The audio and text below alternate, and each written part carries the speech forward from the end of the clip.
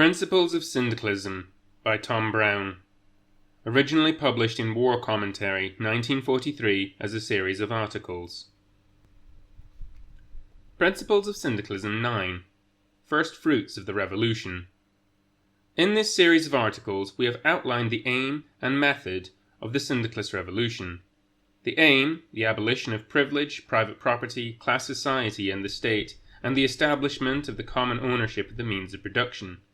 The method, the taking and running of industry by workers' syndicates, the abolition of the standing army and other armed forces, police, judiciary, etc., and the creation of workers' militia and other necessary working-class organization for the administration of society. But what do we immediately expect from the revolution? Let us be clear. This is not a plan for a society of a few hundred years hence. We are not making blueprints for our descendants to work to long after we are dead. What we here outline is possible immediately the workers desire it and throw off their chains of illusion.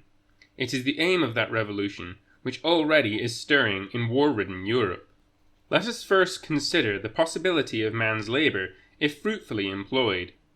Even in peacetime, only a small minority of the population is engaged in useful work, and even they waste much of their time because of out-of-date machinery and obsolete labor methods. If each did his share of work and took only what he could really enjoy, for who can enjoy a 100-bedroom mansion or a half-dozen motor cars? It would be necessary to work only a few hours a week for all to enjoy good housing, clothing, food, and all the good things of life. The revolution would at once set about releasing this unmeasured human labor power.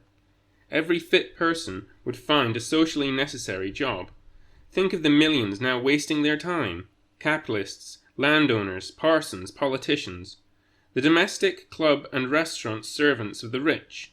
Even in wartime, one may see two able-bodied men opening the double door of a Piccadilly club to allow another able-bodied man to pass.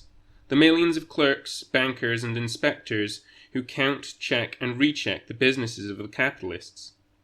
The enormous tax-eating civil service, the half-dozen milkmen in each small street, the vast number of unnecessary shopkeepers and assistants. The collectors and canvassers, the advertising men, all could do useful work and at once make a big stride towards plenty and leisure for all. Here we describe what we consider must be the immediate economic aims of the revolution. Wages. The abolition of wages and the establishment of the principle of equal income for all. What that income would be cannot be expressed in money terms, the only terms known to capitalist society, but it should certainly be more than double the present average wage. Work time. A 6-hour working day, a 5-day week, and a month of holidays annually. Old age, sickness and bereavement. The most generous of proposals and demands for old age pensioners stop well below even the low wages of the workers. Aged workers should receive the same income and service as the younger population. The same is true of the sick and of widows and orphans. Unemployment. It may be that in the busy early days of reorganizing industry, some workers may find themselves temporarily out of work. Unemployment is society's responsibility, and the unemployed man should not be punished for it. The equal income of other members of society should be the right of the temporary out of work, while immediate effort is made to find him a job. We do not believe that any worker will want to shirk his part of the stirring movement of social reconstruction unless he is psychologically or physiologically ill. In any case, a job will soon be found and personal adjustment made. It is the capitalist system, alone of social systems, which creates unemployment. Men are unemployed not because there is no useful work to do, but because a profit cannot at the moment be made from that work. There is always a job to do in a community, just as there is always a job to do in the home. Food. The production of a plentiful supply of the best food from our own land. This would need to be of such a character as to radically change the diet of the large majority of the population, who eat too much bread and too little eggs, fruit and milk. This production would greatly increase the supply of poultry, eggs, milk, cheese, butter, fruit, fresh salads and vegetables, and fish. We would seek to do this by producing the vastly greater part of our food at home, enjoying it fresh, and not robbing the peoples of other lands by the forced imports of finance capital. To accomplish this, we could recruit for the land an extra million workers from the useless jobs they now occupy. We would need to plough up the estates and pleasure grounds of the rich, to reclaim moors and hillsides and other lost land and increase the fertility of most of the present farmland. We would need to fertilize the land by the collection of that valuable waste we now throw away and turn the automobile factories to the production of tractors and other farm machinery. Private landlordism and rent being abolished, no obstacle would stand in the path of this newly released social energy. Manufactures. The syndicates would be concerned with the immediate production of sufficient shoes and clothes to meet the reasonable needs of all, with enough house furniture for all, and the multiplication of those thousands of goods, wireless sets, books, articles of toilet, sweets, etc., which make life more pleasant. As these flower from the factories in ever-increasing volume, the standard of living of all would rise until human saturation point had been reached.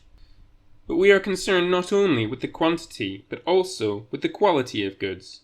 Capitalism is the age of shoddy, and shoddy goods are waste. The poor are robbed twice, first from the wage packet, next over the counter by cotton and jute suits, starchy food, gimcrack furniture, and leaky shoes. For the first time, all workers will enjoy what is now the privilege of the well-to-do, the feel of good cloth, the firm tread of a well-made shoe, and the pleasure of well-designed goods. Housing. The mainly empty houses of the wealthy must be requisitioned for the housing of the overcrowded. Those houses too big or otherwise unsuitable for conversion to flats would be used as museums, hospitals, rest homes, and colleges. It will be urgently necessary to start the immediate building of several millions of houses to meet the shortage and to clear out the slums and semi-slums. This is much easier than might be supposed, for there would be no houses of the wealthy or palatial banks, brewers or insurance offices to build, and cinemas would take second place. Consider the huge munition factories, the military camps, and colossal aerodromes which have been built during the past 4 years, and weigh them against 3 million houses. Education. Education will be free to all able to benefit from it and wishing to enjoy it. Free from kindergarten to university, classes will be smaller, equipment improved, and new schools built. The recent trend of education, from coercion and terrorism, to freedom and cooperation of teacher and scholar, would be accelerated. Medicine. Medical treatment would be free. Medicine, attendance, clinics and hospitals. But the new society would increase the health of all, not by a new flood of physic, but, in the main, by a better diet, right working and living conditions, and the end of industrial fatigue. Recreation. The new society would end the petty restrictions which curtail the enjoyment of our few free hours. Moral bigots and publicans close the theatres and cinemas on Sunday, the worker's one free day. Thousands of restrictions prevent him fully enjoying his too short leisure. All these would be swept away. Let each find his pleasure as he will, so long as he does not interfere with the freedom and pleasure of others. How soon? These are the main tasks of our revolution, tasks which can be accomplished within 2 or 3 years of the triumph of the workers' forces. If you, clouded by the pessimism and disappointment of life under capitalism, doubt that statement, then take each item singly and consider from your own observation and your experience of your job. If the waste and profit are cut out, is this thing possible? We have no doubt of your answer, and this will be but the beginning, but the foundation stone of a free and cooperative society. Do not ask us, how long will it take to persuade the workers that all this is possible and desirable? Stop thinking so much of the apathy of the other fellow. When each worker asks the question of himself, the day has dawned.